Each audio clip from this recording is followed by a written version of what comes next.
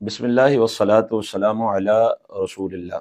साहिबान जी वकार, मैं और आप जिससे भी सवाल होगा कि क्या तुम्हें रसूल करीम सल्लल्लाहु अलैहि वसल्लम से मोहब्बत है, तो हम सबका जवाब होगा कि गुलामी रसूल में मौत भी कबूल है, जो हो ना इश्क मुस्तफ़ा तो ज़िंदगी फजूल है। मोहब्बत मुस्तफ़ा अलैहि तहियत व सना के बगैर हमारे पास कोई चारा ही नहीं है। इकरार करना भी मजबूरी है, इजहार करना भी मजबूरी है, और सरवर कायनात सल्लल्लाहु अलैहि वसल्लम से मोहब्बत करना भी ईमान के लिए मजबूरी है कि हमारा ईमान उस वक़्त तक कामिल हो ही नहीं सकता जब तक हम हर चीज़ से बढ़कर अपने आका व मौला मलजा व मावा हज़रत मोहम्मद मुस्तफ़ा सल्लल्लाहु अलैहि वसल्लम से मोहब्बत न करें।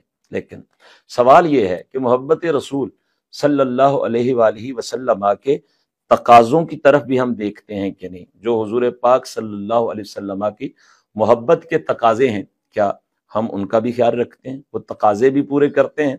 तो आए मैं कुरान मजीद बुरहानी रशीद की एक आया मुबारक जिसमें मोहब्बत इलाही का तकाजा और मोहब्बत रसूल सल्लल्लाहु अलैहि वसल्लम का तकाजा बयान किया गया और फिर उसका सिला बयान किया गया, आपके सामने पढ़ना चाहता हूँ। अल्लाह इरशाद फरमाता है, कुल इन कुंतुम तुहिब्बूनल्लाह फत्तबिऊनी युहब्बिबकुमुल्लाह। ए प्यारे हबीब सल्लल्लाहु अलैहि वसल्लम, फरमा दीजिए कि अगर तुम ये दावा करते हो कि हमें अल्लाह से प्यार है, तो फरमाया फिर अगर तुम्हें अल्लाह से प्यार है तो शर्त क्या है? फत्तबिऊनी, ए महबूब आप फरमा दीजिए कि फिर मेरी इत्तिबा करो, मेरे नक्शे कदम पे चलो, मेरे रंग में रंग जाओ, मेरी सुन्नतों पे अमल करो। जब तुम अल्लाह से मोहब्बत का दावा करो तो लाजिम यह है कि मेरी इत्तिबा करो। तो जब अल्लाह से मोहब्बत का दावा किया जाए तो इत्तिबाए रसूल करीम सल्लल्लाहु अलैहि वसल्लम जरूरी है। तो ये कैसे हो सकता है कि मोहब्बत मुस्तफ़ा अलैहि तहियत व सना का दावा हो और फिर हुजूर पाक अलैहिस्सलाम की इत्तिबा जरूरी न हो? और ये जब पता चल गया हमें कि मोहब्बत मुस्तफ़ा का ये बुनियादी तकाजा है कि हुजूर पाक सल्लल्लाहु अलैहि वसल्लम की इत्तिबा की जाए, तो इसका सिला क्या मिलेगा? फरमाया युहब्बिबकुमुल्लाह। कल तक तो तुम कह रहे थे कि हमें अल्लाह से प्यार है, लेकिन अब जब तुम मेरे महबूब सल्लल्लाहु अलैहि वसल्लम की इत्तिबा में आ गए तो अब अल्लाह फरमाता है कि बंदे मैं तुमसे प्यार करता हूँ।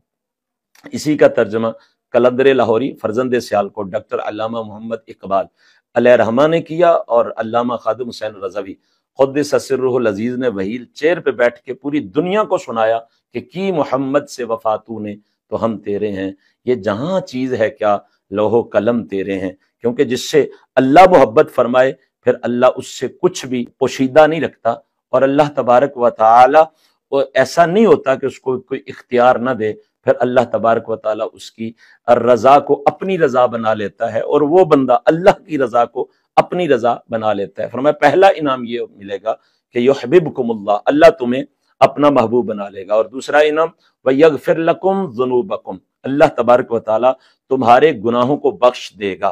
काम ये करना है कि मेरे महबूब सल्लल्लाहु अलैहि वसल्लम की इत्तिबा करनी है, मेरे महबूब सल्लल्लाहु अलैहि वसल्लम की सुन्नत के सांचे में ढल जाना है, तो दो इनाम मिलेंगे, अल्लाह मोहब्बत करेगा तुमसे और अल्लाह तुम्हारे गुनाहों को बख्श देगा। वल्लाहु गफूरुर रहीम, और अल्लाह बहुत मेहरबान, बख्शने वाला, करम फरमाने वाला है।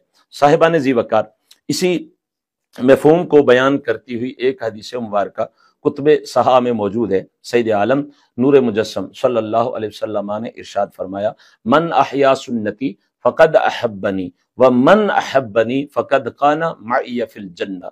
फरमाया जो मेरी सुन्नत को जिंदा करे तहकीक उसी ने मुझसे मोहब्बत की, और जो मुझसे मोहब्बत करता है फरमाया वो जन्नत में मेरे साथ होगा, जन्नत में मेरे से दूर नहीं होगा। एक कलमे के फर्क से एक हदीस मुबारक, यही हदीस मुबारक और मकाम पे इस तरह नकल फरमाई गई, मन अहब्ब सुन्नती फ़क़द अहब्बनी व मन अहब्बनी फ़क़द काना मई फिल जन्नह। जो मेरी सुन्नत से मोहब्बत करता है वो मुझसे मोहब्बत करता है।